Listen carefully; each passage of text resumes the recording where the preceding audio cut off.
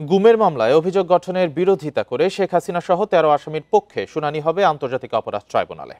এরই মধ্যে ৩ জনকে ট্রাইব্যুনালে হাজির করা হয়। এছাড়া আবু সাঈদ হত্যা মামলায় সাক্ষ্য দিতে ট্রাইব্যুনালে হাজির হয়েছেন এনসিপি নেতা হাসনাত আব্দুল্লাহ।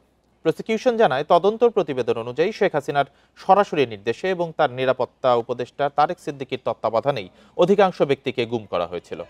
আর এই কাজে সহযোগিতা করেছে সামরিক গোয়েন্দা সংস্থা ডিজিএফআই এর তখনকার বিভিন্ন কর্মকর্তারা। আজ ট্রাইব্যুনাল ১-এ এই মামলায় অভিযোগ গঠনের শুনানি। তিনি আরও জানান, এই মামলায় শেখ হাসিনা, তারেক সিদ্দিকী, ডিজিএফআই এর সাবেক ৫ মহাপরিচালক সহ পলাতক রয়েছে ১০ আসামি। এদিকে ট্রাইব্যুনাল ২-এ রংপুরে জুলাই আন্দোলনের প্রথম শহীদ আবু সাঈদ হত্যার ঘটনায় ২২তম সাক্ষী হিসেবে সাক্ষ্য দেবেন হাসনাত আব্দুল্লাহ। পরে তাকে জেরা করবে আসামির আইনজীবীরা। এরই মধ্যে তিনি ট্রাইব্যুনালে হাজির হয়েছেন। এই মামলার সাক্ষ্য গ্রহণ প্রায় শেষ পর্যায়ে বলে জানিয়েছে প্রসিকিউশন।